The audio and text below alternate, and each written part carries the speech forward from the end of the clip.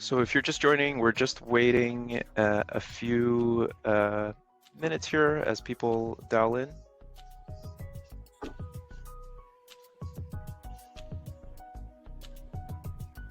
And again, if you do have any comments or even questions already for us, feel free to pop it in the comments or just anything around. Yeah, exactly. Here, hi, hey, Smitha, Alexi, thanks for joining us.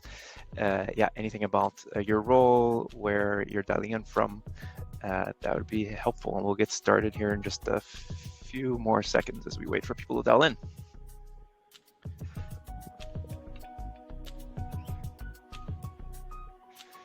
Hey, Louise.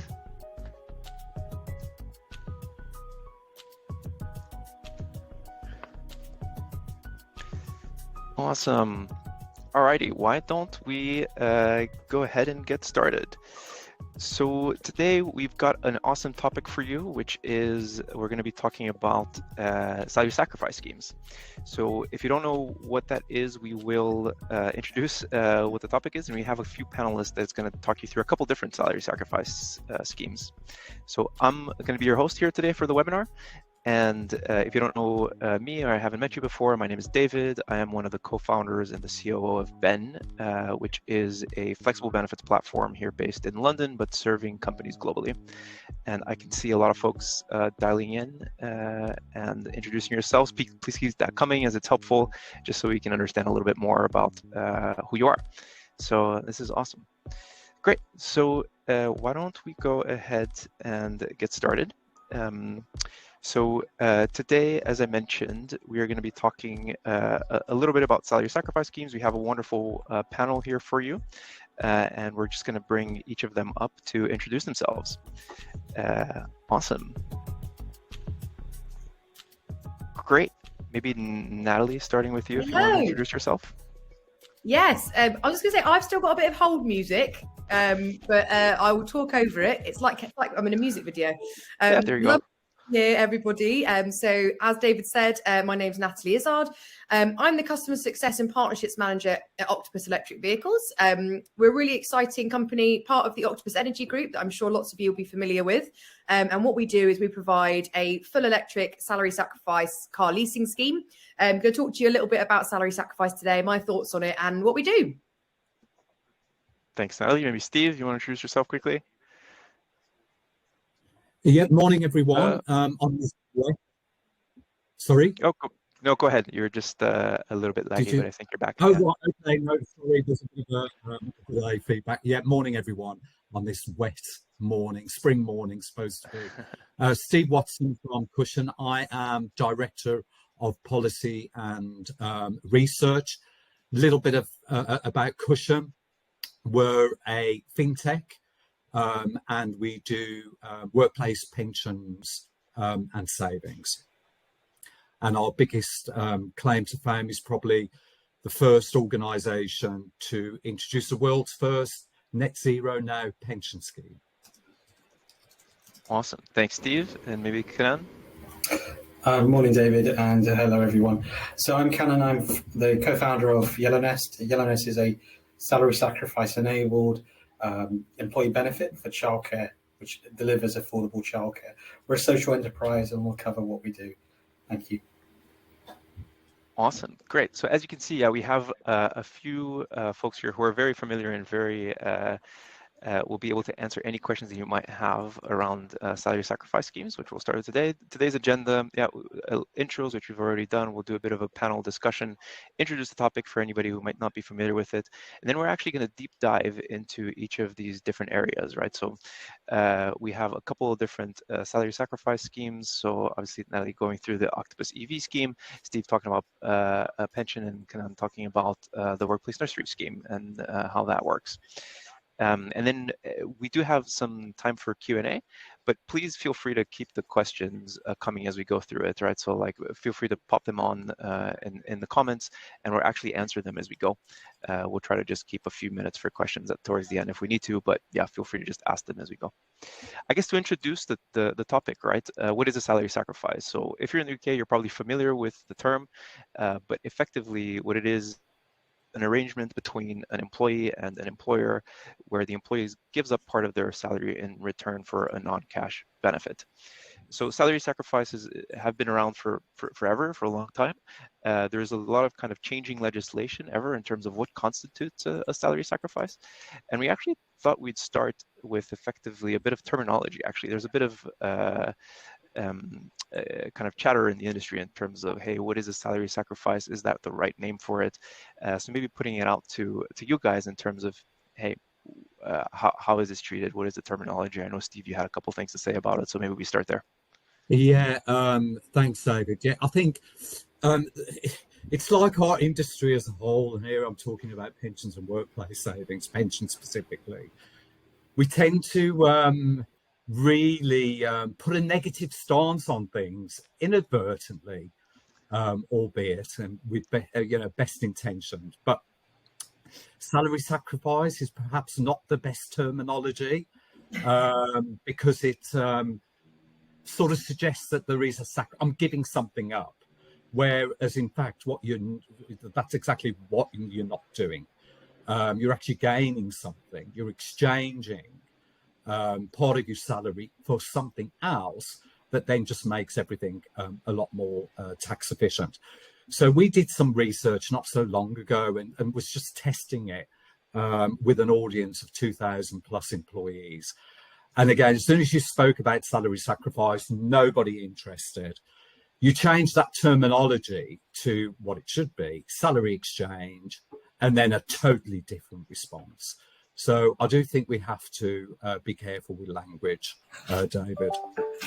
Yeah, completely agree, Steve. But we're starting to see, especially with higher cost items, obviously a salary sacrifice electric car can be, tens of thousands of pounds. So the idea of sacrificing, as we're seeing more and more people refer to it as exchange. Businesses refer to it as exchange when they promote it to their employee bases as well. It's interesting how one little word can make a huge difference in uptake, can't it? Yeah. I'd agree with all of that. And it's also the connotation of sacrifice. It's not a great word that people on this call, we're familiar with a lot of HR jargon and terminology. So when we talk about financial education, the idea that you talk to the average person and a sacrifice is equal to taking an animal and sacrificing it to the gods, for example. It's not what we're doing. And we certainly don't want to sacrifice someone's salary, which they work hard for.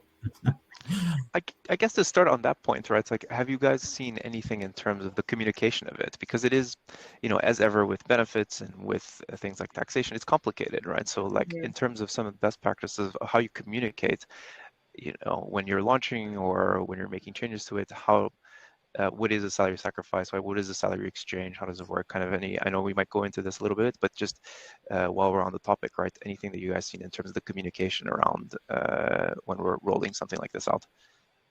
Yeah, I think, David, from our side, what we found is, simple is best. Mm-hmm. And really what people are wanting to see is just literally the bottom line. So, and maybe it's driven by a lot of organisations from a compliance point of view, that it's like, okay, you've got to talk about this whole thing and you've got to set out all the negatives and it's got to, look, you do need that information. But straight up front, I think it's just, certainly from a pensions perspective, I think the best way to explain it is it's just a different way of paying your pension contributions, which results in savings for you. And then behind that very simple message are all the other details that you do need to know to make an informed decision. Yeah. What we've started doing is everyone understands cycle to work, right? I think that's really interesting because cycle to work's been around for feels like forever. I've had 2 cycle to work bikes in my professional career, and for some reason I didn't even think twice about that. I was like, yeah, great, fine, that's easy, that makes sense. Paying, I think one of them I was only paying 30 quid a month or something for it. And so what we've started doing is connecting with what people know and understand already, right? So in our marketing materials, and when we go out and we launch the benefit to employee bases, we'll say it's just as simple as cycle to work. It's just that what you're paying for is a bit different. Yeah, I think it's an interesting point in terms of just it's an analogy to what people already know, right? Yeah. I guess to that point, right? Maybe talking a little bit before we deep dive into each of them in terms of, why salary exchange in the first place, right? What's the benefit? How does it work? Does anybody want to kind of talk a little bit more about that? Sorry, David, my signal went a bit dead there. No, that's okay. I was just saying, like, in terms of why salary exchange or salary sacrifice in the first place, as in, like, what's the benefit of it and how, yeah.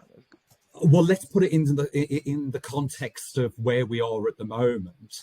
And I'm sure everybody's sick of the term now, but the cost of living crisis, okay, it just really is. It's excuse the term, but it really is for employers and employees a no-brainer.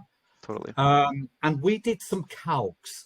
I think it was October, November last year, and just really extrapolating on figures for the UK as a whole.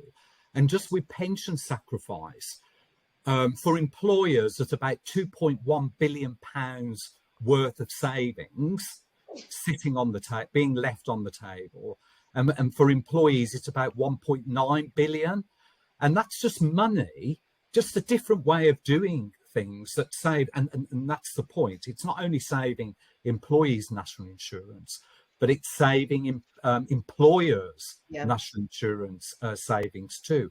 And I'll talk about that in more detail in my presentation as to, what you can do with those savings to really help employees with where we are economically at the moment.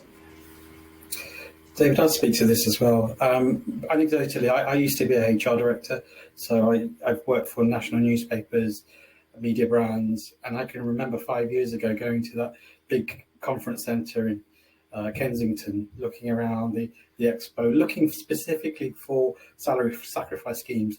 Why? Because I was a bit hamstrung as an employer in terms of employer budgets for new benefits, and as our value proposition, total reward statement, salary sacrifice was a great way to enlarge that list of benefits that we offer at no cost to us. Absolutely, as Steve would say, it's a no-brainer.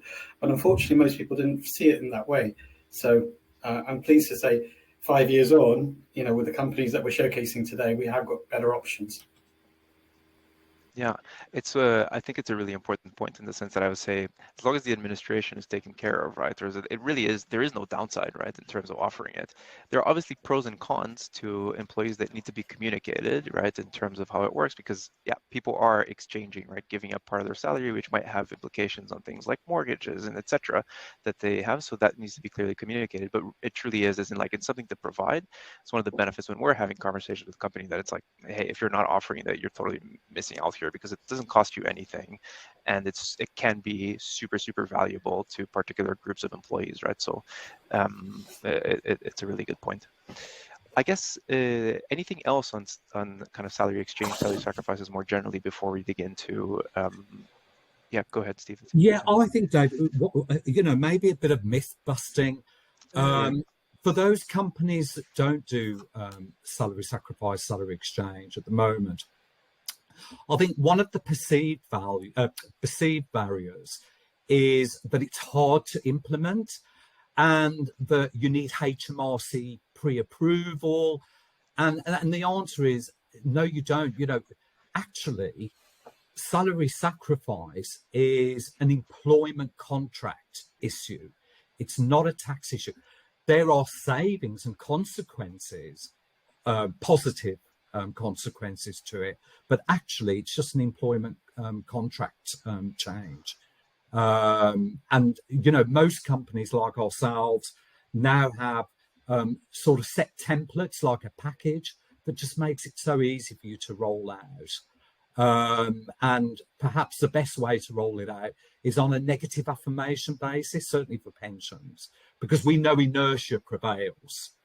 And so negative affirmation works really well. Say a little bit more about that, Steve, actually. So there's two ways that you can roll out, and specifically for pensions, you can roll out salary sacrifice And that's either on an opt-in basis or an opt-out basis, or negative, or sometimes called negative affirmation. So opt-in is, as it would suggest, you're communicating with employees, and you're asking them to join that, salary sacrifice if they want to. Well, quite frankly, you're going to get a really low take up, and it's not because employees don't value it or don't think it's a great idea, but with pensions, again, inertia prevails and people just don't do it. So conversely, if you rather do it on an opt-out basis and you explain and you give them all the details, you find that, just like pensions, auto-enrollment, you find that the majority of people stay in.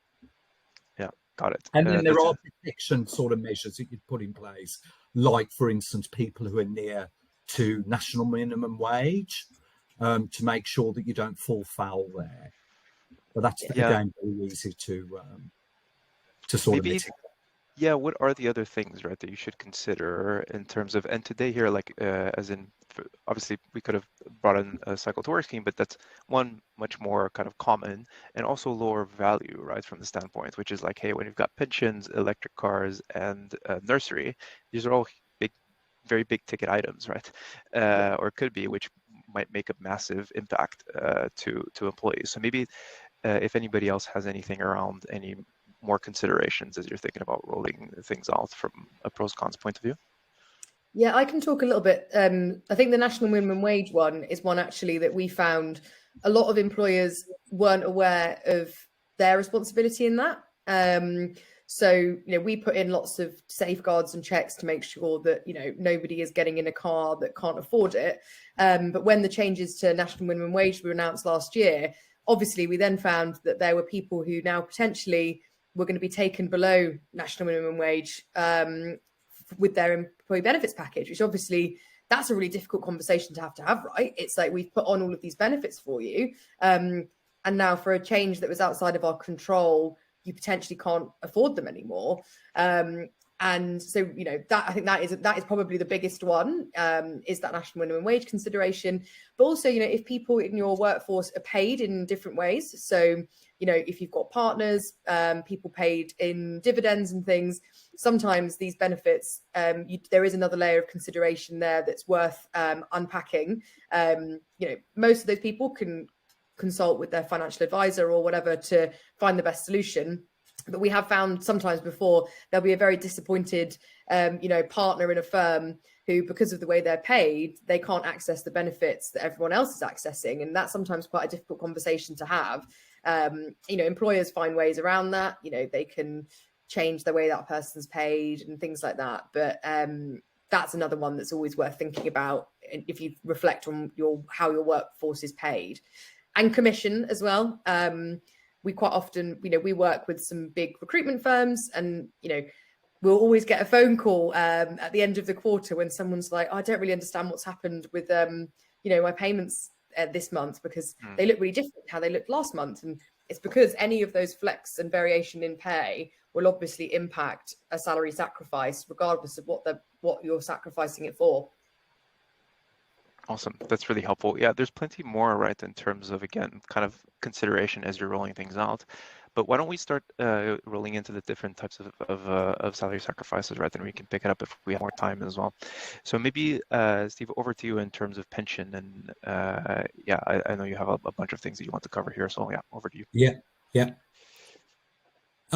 So I sort of gave the broader context at the moment in terms of the cost of living crisis, which isn't going away anytime soon. And we've just literally hot off the press. We are a research-led organisation. At the end of the day, our products need to recognise the needs and wants of customers, or otherwise, why bother? So we do a lot of research, and so this literally came out last week. And maybe about 7 months ago, there was a lot in the press about a fear that employees would start reducing pension contributions opting out our pensions, and there was a big, oh my God, what are we going to do? How are we going to stop this, stem it? Because otherwise we're just saving up a problem for later on. Well, safe to say that I think that sort of fear has not come out and hasn't been borne out.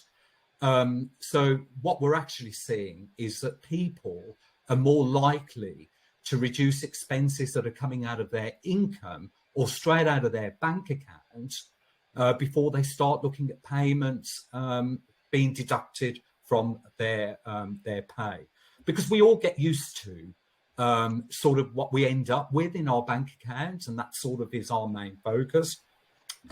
And actually, another thing that we saw, now we've done research at the beginning of the cost of living crisis, and the question was, what other support do you want, or how can your employer support you better through this? And it was sort of the things that you would expect: a pay increase, a one-off bonus, and all those sort of things. Well, we can definitely see a change here, that employees are realising that, it's a bit of a two-pronged attack. I've got to sort of be saving expenses today, but I've got to have one eye on the future too, and I need to be savings, and that's called financial resilience, financial well-being. And what I found bizarre about this, or really surprising anyway, our latest research, was 72% to the question, what support do you want from your employer? 72% said the employer should increase their pension contributions. And it became, even when we said, what makes your pension, you're looking for another job, what sort of really makes the pension stand out? And it was the amount that the employer paid. And then, as people are starting to realise, well, there are these things. I spoke about the 2 billion figure being left on the table earlier. The lid is beginning to lift, and employees are aware of salary sacrifice. And again, a good majority are saying, the employer should offer salary sacrifice to make the pension better. Charlotte, if you could move to the next slide. Thank you. For those who don't do it, and I know that there's a mixed audience here, people who already do it and people who don't. But people who don't already do, we spoke about that no-brainer earlier. And it just really is, there's no complexity to it. It can be a templated approach, but you are putting extra money into people's earnings. But 63, I've been in this industry for over 35 years, and it still surprises me how few people still do pension salary sacrifice. And out of this employee, this was again over 2,000 employees, piece of research, 63% are unaware of pension salary exchange.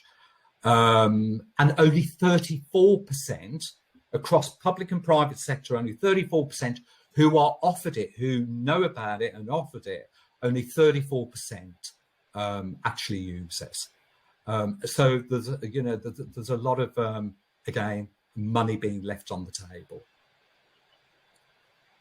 If we can move on, please. Yeah, and then spoke about, it ain't just a no-brainer for the employees, it's also a no-brainer for the employer.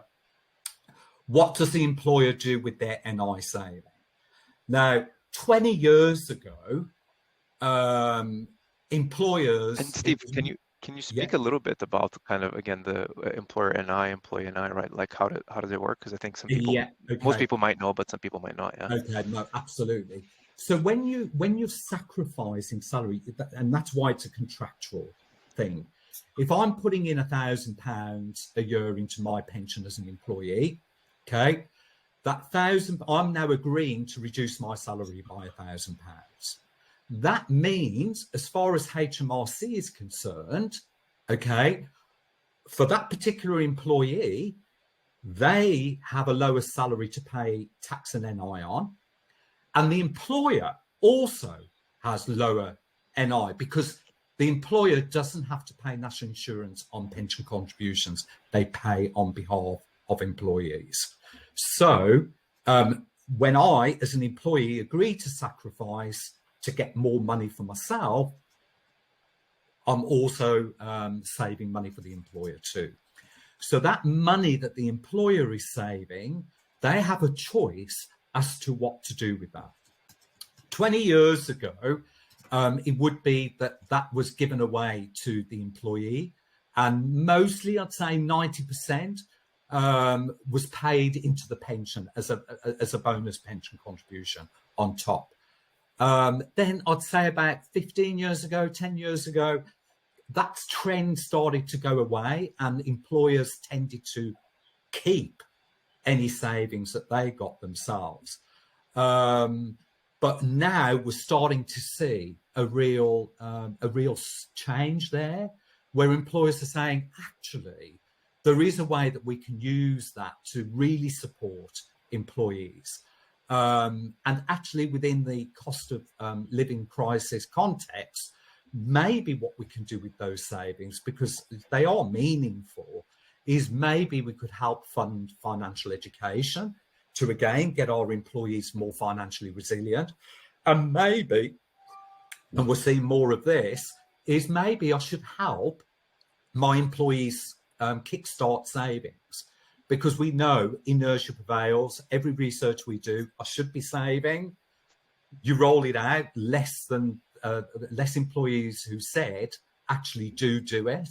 But if you put a little bit of a bonus, if you kickstart it as an employer, right, that has an amazing uplift on take-up rates.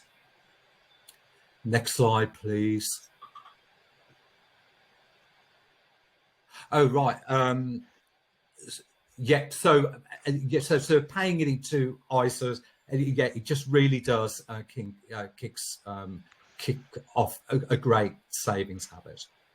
Awesome. Thanks, Steve. I think before we move on to the workplace nursery, there were a few questions, right? For example, from James, in reference to the opt-out negative affirmation.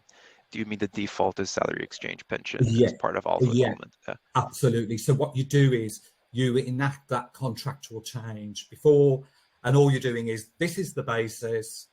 But yeah, you can decide if that's not right for you afterwards, but before the first contribution is deducted. Awesome. And then I guess on this employer NI savings point is really interesting in the sense of, how do you as an employer communicate that to the employee, right? Because you see a lot of employers who don't do it, and obviously if you do it, it still is a massive boost, right, to an employee in terms of communicating that you offer that either to people who are about to join or to your existing staff, right? So yeah, go ahead. Exactly. So David, as we all know, with auto enrollments is the antithesis of engagement, which is why before auto enrollment came into being, people weren't engaged with pensions, and that's why auto enrollment came into being. Okay, guess what? You turn that inertia on its head, and people can't be bothered to take themselves out, which is good news for getting people into pensions. But the problem is they're so detached from that whole process. There's no ownership. They don't engage thereafter. But you start rolling something like this out, and you reinvigorate that engagement, because people have got to make a decision. Yep. So there's cost savings, the employer and the employee, but it is also a great way to reinvigorate from an engagement point of view. Amazing. Awesome. Cool. So conscious of time, maybe let's move on to Kannan and the workplace nursery, right? Now, this is one that a lot of people might not be familiar with as well. So maybe, you want to kind of introduce and talk a little bit about yourself, what it is, etc. Sure, David. So I mentioned earlier that I used to be a HR director. I went to Oxford and did my MBA. And one of the problems I took with me is the issue of retention of talent when there's this wonderful life experience called having a child. And in my experience, we lost lots of great talent walking out the door, and that stuck with me. And so this was a research project as part of my studies. And I can tell you the square of carpet I was standing on when I read what is the business that I've now built called Yellow Nest. And essentially, it's a salary sacrifice scheme for childcare costs. So that's what we're doing. It's a specific rule under the workplace nurseries provision that was introduced in the 1980s. So we are mechanising that, and it's really exciting to be on this path because doing meaningful work, making a difference in people's lives. I mean, what's more to like? And can you talk a little bit about one of the questions that a lot of people get is the difference between, say, the workplace nursery or childcare vouchers, right? And how does that work? And a lot of people aren't familiar with the workplace nursery, so maybe you want to talk about the differences and how it works there. Very easy. So they're very similar. So they're different tax rules, essentially, but they operate in similar provisions in terms of mechanics. However, the features for childcare vouchers, firstly, that's a closed scheme for no new entrants since 2018. That's the first thing. Actually, let me take a rewind. Workplace nurseries came in first, and a year later, childcare vouchers came in the late 1980s. So they're different provisions. But essentially, with the childcare voucher scheme, that was capped at £243 per month that you could salary sacrifice. With workplace nurseries, you can do up to 100%, providing you don't meet the national minimum wage threshold. You don't breach that. So that's a huge difference right from the get-go. Workplace nurseries is still open, whereas childcare voucher scheme is closed scheme, as I mentioned. So those are the differences. Yeah, got it. And so effectively, as you say, right, so if anybody is doing childcare vouchers, they can keep doing it because if you have people who are already enrolled, you can keep, the government is allowed to keep as part of that provision. But for new entrants, as in like anybody who joins now, they wouldn't be able to take advantage of that. And I think it's been converted into kind of, tax-free childcare, I guess is the name for it. And it's all slightly confusing, right? But, that's the HMRC and the government for you, right? But I guess in terms of, and I think James asked this question here as well, right? In terms of, is this kind of legal, right? Because it is not as used. So maybe you want to go into that. And why not, right? Like, why isn't it as widely used, maybe? Sure. We get asked that question a lot, believe it or not. And the answer is perfectly legal. It's like with anything in life, if you do it fall foul of the regulatory constraints, you're obviously going to be in trouble. We spent a lot of time and effort and research going through expert legal advice, tax advice, as I'm sure the same has been said for Cushon, Octopus. Professional operators do exactly that. We've done the hard yards on this. And it is perfectly doable in the UK. There are some criteria, and that's largely around contractual changes, as Steve has covered, and also compliance-led, which actually Natalie's covered as well. So again, providing that you've met all those criteria, it's very doable. And in terms of why people don't know about it, I think it's a failure, and this is something that we're trying to address with this webinar, for example. It's just awareness. That's one aspect of it. Second part, it's clunky. Historically, if someone had come to me 5 years ago as a HRD, the explanation of it, the communication of it wouldn't have landed with us. So I think, it's taken this amount of time to kind of mechanize it. Awesome. And can you talk a little bit more about, practically operationally, right, how it should work in terms of, is it every nursery? Does the nursery have to be in the building where an employee might be working? Or can you talk a little bit more about those mechanics? Yeah, historically, usually it was applied to nurseries that were physically close adjacent. So think of large companies. I can think of half a dozen off the top of my head. But now the world of work has changed, obviously, with hybrid working, etc. And essentially it comes down to partnership provision. There needs to be a representative from the company that looks after, the operation of the nursery, and funding from the employer side. So as you mentioned earlier, this is self-funding with salary sacrifice, and over 90% of our earnings goes to the nursery. So that means that there's an extra incentive for the nursery, and that's decided upon by the company. So there's a few checks and balances, but essentially that's how it works.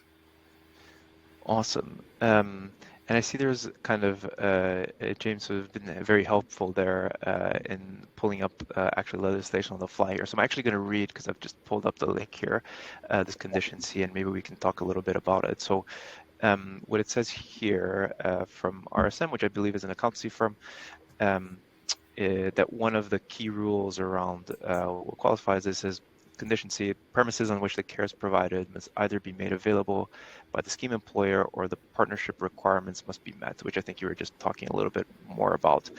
Means the facility can either be made available by the scheme employer alone or makes a joint provision with other employers and the partnership requirements are met. Yeah, I think anything you want to add around that, Kannan? Yeah, it's laid out, and we meet those partnership criteria. There's a meeting between the employer and the nursery, typically within the first 2 quarters, and there's an allocation of funds. So the decision point on that funding is quite important. So that needs to come from the employer side, and there's a couple of other things, as I mentioned, national minimum wage, but providing you meet all those elements, then it's a green light. Got it. So it's interesting, right? So the employer must kind of make a contribution to the nursery, right, in some way, and maybe talk a little bit more about that, right, in terms of how employers do that sometimes, and what's the level of that contribution that must be made. Yeah, sure. So the entirety of the national insurance contribution that the employer saves on, they would have paid that to HMRC anyway. So that's passed. The majority of that, 90%, is passed on to the nursery. So they're getting a boost in their income, and they need it right now. Look, don't know if you've seen on the news, there are lots of nurseries that are really struggling to keep open. So it's this essential care we're talking about, infrastructure across the UK that allows the frontline.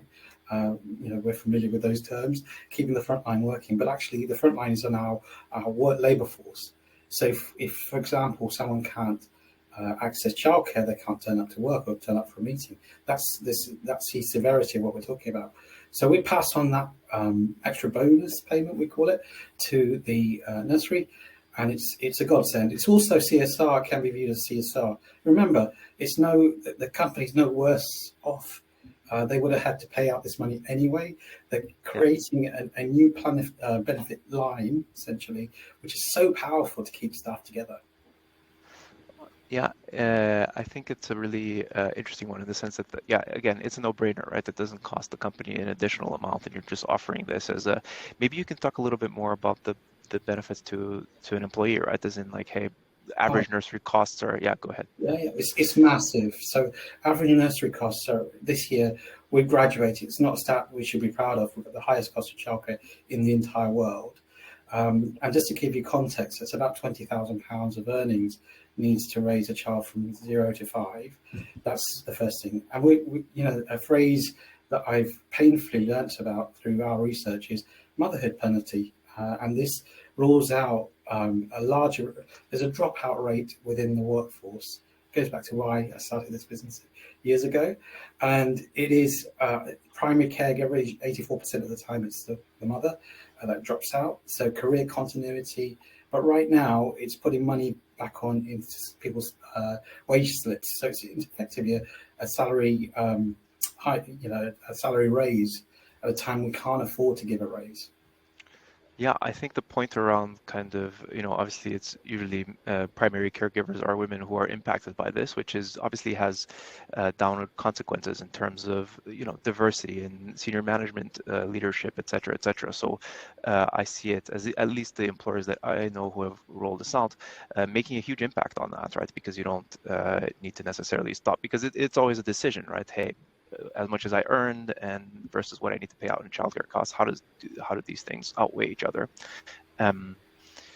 Awesome. I guess, before we move on to the EV scheme, anything else that you might want to add around this? Yeah, this is why I'm doing this, and why it matters is behind every transaction, there's a child that gets access to education, which is so important. The first 5 years sets up a child for the rest of their life. So there's a lot of data around that. Secondly, it's parent that we're helping right now. Working parents, it's really difficult, and this matters. And the 3, it gives the business or employer, should I say, a tremendous competitive advantage. That's why this matters. Awesome. Cool, thanks. And I see a lot of questions kind of coming in, and yeah, we agree, right? It's a really amazing kind of benefit to offer for sure. Great. I guess, like, Natalie, why don't we move over to talk a little bit more about the EV scheme? And I see some of the questions around rolling out all the schemes at once, but maybe let's chat about the EV scheme before we go there. Yeah, that's fine.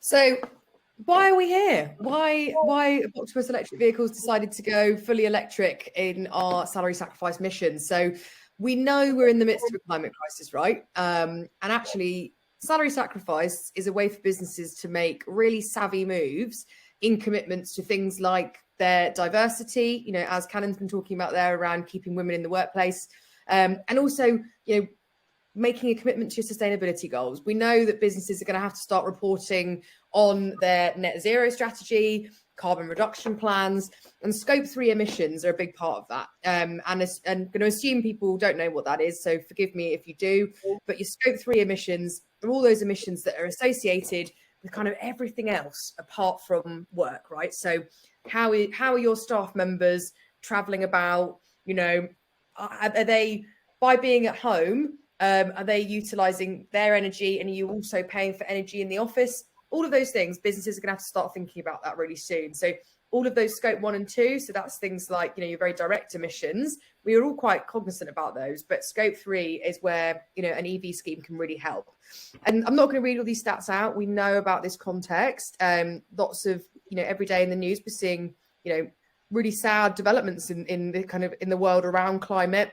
And this is a way a business can make a kind of quite a big statement around their commitment to sustainability while giving it to employees, you know, in a very cheap way. So as I talked to you earlier, that cycle to work analogy, right? So we use this in all of our marketing tools. When we give you guys tools to promote the scheme, we always link it back to it because we know it's a really easy way to understand it. So I won't read all this out because we know this, we're familiar with how it works. But the real thing to emphasize here is the cost savings. So that cost of living crisis we're all very aware of, you know, electric vehicles kind of up until fairly recently probably have been the preserve of people who are higher rate taxpayers who have got quite a lot of cash in the bank. But actually, you know, you can make via salary sacrifice some big savings compared to going to the dealership or things like that. So that's kind of where we're coming from. And if you go to the next slide, please. So as we've talked about with some of the other providers on the call today, you know, salary sacrifice is a great way to navigate the changes that businesses are facing and the challenges they're facing. So we're in this talent war. You know, if you can be using, you know, a really fantastic auto enrollment pension scheme where people can save loads of money, you know, if you can be offering at the forefront in your job descriptions that you're doing something to help people with their childcare costs, you know, all of these things are great ways to attract talent and retain talent when we know it's hard to give people pay rises at the moment, right? And actually, something you can control is the benefits package. And, you know, I'm a hiring manager myself, and I hear all the time people will be saying, you know, well, actually, what's my benefit package? What else am I getting on top of that salary? And as the other speakers have spoken to about today, there are national insurance savings to be had in a way to make sure this is a cost neutral benefit. So the important thing with salary sacrifice schemes, I've got cost free on these slides, but I always think it's a bit misleading. Like cost neutral is a better way to put it, right? Because, you know, most providers won't necessarily be, you know, charging you heaps of money for this service. And there's all those savings you can retain in that national insurance pass back. And we've got loads of interesting content on our website if you want to look at that in a bit more detail as to actually the savings that can be made as a business. About probably in terms of some fun stats for you, about 80-90% of our customers pass back all of the national insurance savings to their drivers. It makes their leases about 10% cheaper.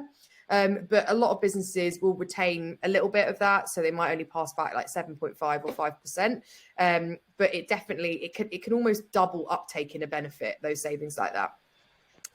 And on the cost point, bit of myth busting for you, because we know that there's lots of myths about electric vehicles. So this graphic here is just showing some petrol and electric equivalents on salary sacrifice, looking at some of those actual in-life costs as well. So, you know, we know that fuel's the big one to save money on there. So you can see to keep that car running for a whole month, 20 quid.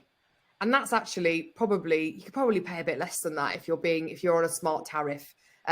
So that's a big one in itself. And then all of those added extras like insurance and things, all of those services are wrapped around. So when you're talking to your employee base about the benefits you're offering them, you're selecting them benefits that have actually got really meaningful real world implications in terms of those cost savings, not only on kind of running a vehicle, but the extra bits that are wrapped around it as well. And I thought this group might be a little bit interested in actually what this looks like in real terms in someone's pay packet, because electric vehicle salary sacrifice is quite new still, and lots of people will be familiar with car allowances and company cars, but not loads of businesses are necessarily running salary sacrifice schemes for vehicles. So we've got George's. And why not, right, Natalie? Again, just why not? like why? Yeah, what's and how new is this? Why is it? Just coming to the forefront now, really, or So the tax savings have been kind of in place for quite a while. They have recently changed, but they are still frozen until 2025. So now's a great time to get involved with these kind of things, and we imagine it's going to stay low. I think it's that historically, company cars have always felt like a bit of the reserve of your C-suite. Right. I know when I first started working, kind of 15 years ago, not in a million years would I have thought that I'd get a car through work, because I just assumed that was something that you got when you reached a certain level in the business. And I think that attitude has remained in a lot of places. I also think there's a massive trend now. People are moving away from ownership models and into usership models. And what I mean by that is like people on the call, like, think about what you actually own outright. Like, I don't own my kitchen. That's on finance, my phone.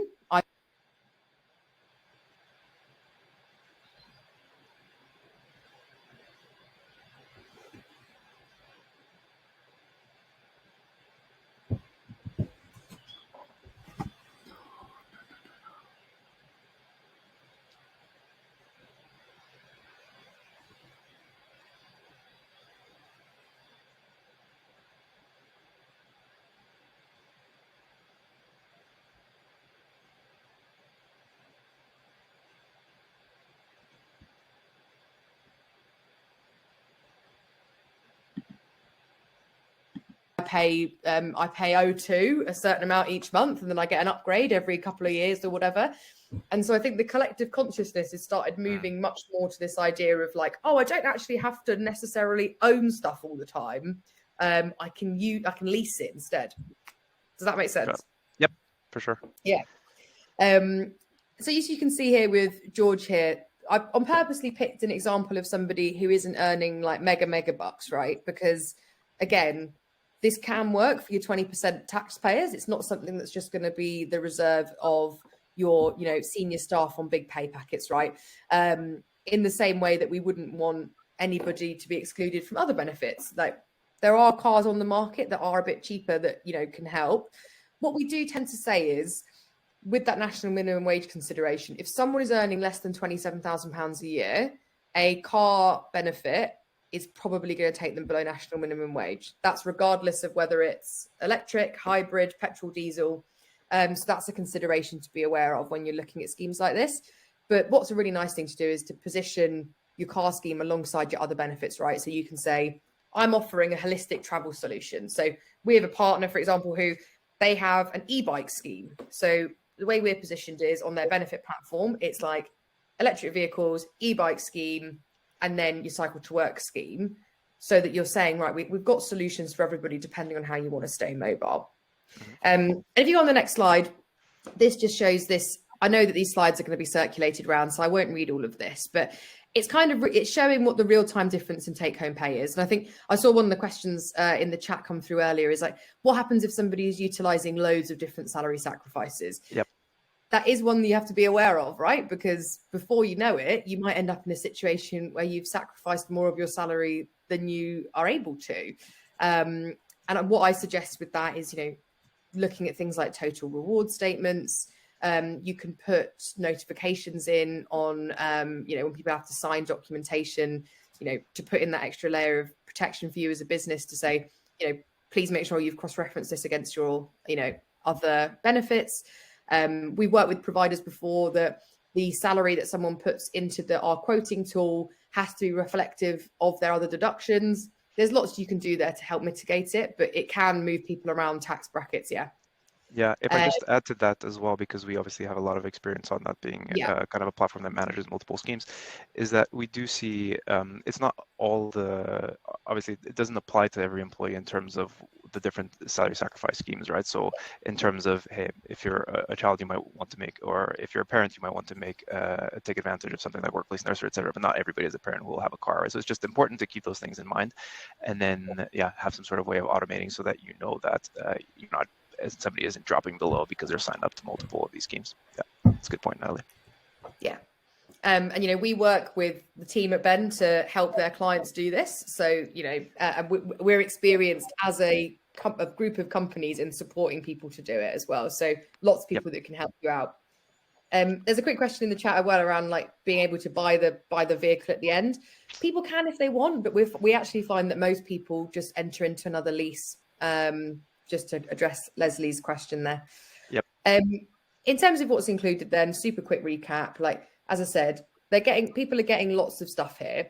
And we understand as well that, you know, the benefits that your staff are engaging with are a reflection of you as a business, right? So, you know, if you trust Octopus Electric Vehicles, you know, Yellow Nest, Cushon with your staff, you know, we should make sure that we're looking after them, right? And I know that the Ben team, when they look out and review who they work with, take this really seriously too. And, you know, we have got that 5-star customer service underneath it, which I think is really helpful. And then on the last slide then is just to kind of recap what are the benefits for an employer, right? So easy to run. I think most of us on the panel today have kind of hinted at that. Like, and I know that the other businesses on here are really tech-led. And I think all of us, I know Cushon, and I've seen some of their tech that they use, like, we're trying to make it really easy. We don't want to make this something that's going to be really like admin intensive for, you know, HR and payroll teams. Boost the package. We know that people are really like looking into the benefits package now, with being able to do that in a way that's going to hit those sustainability, ESG, diversity goals, and then save some money as well. And the last thing I'd put there is like, it's really low risk, right? You know, at this point, it's kind of like you haven't really got anything to lose than to look into some salary sacrifice schemes, if you ask me, but maybe I'm biased. That's the last slide from me, David. Awesome. Thanks, Natalie. Yeah, I think we have a bunch of questions here. And I think just because we get a lot of questions in terms of the EV scheme as well, right? So like in terms of, hey, can people pick their own cars? How does this work, right? And how do you quote? And yeah, how does this work operationally? Yeah. So we have a quoting journey. So when a scheme goes live, we can probably get a business live within about 2 weeks if there isn't much legal back and forth. Your business gets its own code, URL, which you can then share out to your employees. We work with Ben so that you could access it through the Thanks Ben kind of platform. We work with lots of other providers as well, so we can help out there. And you kind of click through and you go through and you'll spec up the car you want. So, you know, do I want a pink Tesla, with all the trims? And then it will say to you, okay, this might not be ready for a while because we're going to have to build this specially. And we'll then be able to tell you, if you aren't so fussy on pink and maybe you want a blue Tesla, we can actually get you one in 2 months. So the quote tool is really interactive. You can kind of, if anybody ever wanted a conversation about it, we can send out demo links and things for you to play around with. The person can do that whole journey online now. So you wouldn't actually have to necessarily speak to a salesperson, but most people like to speak to somebody. So for example, if you want a car that you can charge your kettle when you go camping, we can make sure you've got one that does vehicle to load. Or if you're somebody that, you need to get your bike racks on, all that stuff, they'll consult you on that. And then when the business becomes involved is that when it's time to approve that in that compliance space. So you'll get the documentation that you would sign off all online. And then we start reporting in when the cars are getting delivered for any kind of payroll related deductions. Awesome. And one of the questions that we frequently get sometimes as well is what happens to, say, if an employee leaves, right, with either the car or even with in the workplace nursery, or what happens then? I'll let starting with Kannan you, talk for a Natalie. quick. I've been speaking for cool. ages. Yeah, Thank you, cool. Natalie. Go ahead, Kannan. Well, the arrangement ceases. Typically, we switch that arrangement to the new employer. That's the use case. What about you, Natalie? Sorry, the chat box popped up on me then. So we have a few things. So we build in a risk insurance kind of into the product that the employee pays. It's not very much money. And that basically kicks in when the lease has been active for 3 months. And then people can, if you were to be dismissed, made redundant, long-term sick, extended, leave of any sort, we would then be able to move, we can take the car back at no charge to the individual or the business. If you kind of fall out of that category, we try and do everything we can to avoid the business having to be paying any charges. So we have novated cars to other people in the business before, especially at the moment when there are lead times on vehicles. We kind of normally are able to find somebody that wants to take the car quite quickly. Or if that individual is moving to a new business that runs our scheme, we can move it over with them. Lots we can do there. But there is always a little bit of risk to a business, but we try and work with you to make sure it's minimal, and we can design a risk package that is going to be most suitable for you as an employer. Awesome. And without stating the obvious, this is designed to be sticky. So the whole point of us putting it in place to keep staff in the first place. Yeah. So I think that what we have is a reason for people to join your business and stay with you. I think it's a really good point, right? While you make it kind of minimize the hassle of if an employee does terminate, the whole point of kind of offering this is to help kind of an employee have an added incentive, right, to stay with the company. So I think that's a really good point. We had a couple of other questions here, and and some that I think we answered before, but why don't we go through them quickly again, which is around the high rate tax band and how do we deal with that and how to be calculated, and what are any implications of higher rate versus lower rates? Anybody want to comment on that? So I'm not sure. Go ahead, Steve. Yeah, there's certainly no negative implications for that. I mean, what you're trying to do, let's say you're just creeping over the personal allowance, when you start tapering down, anything that takes you below or limits you to the bottom end of that 100K, happy days. But I think, as somebody said, all the benefit platforms sort of do that for you. So as an employee, select all these benefits, there's a pay slip function, and then it's sort of adjusting it as I make selections. Yeah, that's right. So exactly. So in terms of the salary gets adjusted as you go. So if you are rolling out multiple salary sacrifice schemes, right, taking that into account. And then I think the point you made there, Steve, is really good in terms of, hey, if you help bring somebody in from one tax band to a lower tax band, that's double whammy, right? In the sense of like you get both benefits, which is pretty nice, depending on where people are in that pay bracket. Exactly. Awesome. So a couple of other questions. Maybe we already addressed, but now you might want to address the point on buying the car again at the end of it, because I think there were still a couple questions in terms of if that's possible or how that works, as some people do with the cycle to work, because I think we've got the question again. They can do, but most people don't, is the short answer. Awesome. What about, we have a question around minimum headcount for the electric car scheme, or for any of them, actually. Is there a minimum headcount for workplace nursery or pensions as well? Not for us. We can start with one. We mentioned owner managed businesses. We can start with one employee going up to several thousand. Natalie, Steve, yeah? Yeah, so definitely not on pensions. And actually, maybe a good thing to point out as well is you might have in your business different categories of employees, and in a particular segment you're going to get a high risk of it not being appropriate. So you could sort of say, all right, it's not going to be offered to that particular category. It's a good point, right? With pension and how it works, you can have multiple. Maybe you want to talk a little bit about that, as in like you can have multiple pension schemes with different ones that salary sacrifice, one that is not, right? So maybe just yeah, exactly. So at the end of the day, with pensions, probably all have different categories of staff with different contribution rates, service-led or whatever that is. And equally, you could have different categories of staff that are offered the option to pay their contributions by a salary exchange and not others. And that's not to exclude anyone, but it's a protective matter. Yep, awesome, cool. So I guess the final question here around other key salary sacrifice, salary exchange options, pension, cycle to work, computer tech, childcare. Yeah, there are a number of them that are available. Somebody mentioned a health cash plan that could be available via salary exchange as well. And their providers were coming up with these kinds of things all the time in terms of trying to take advantage of the legislation.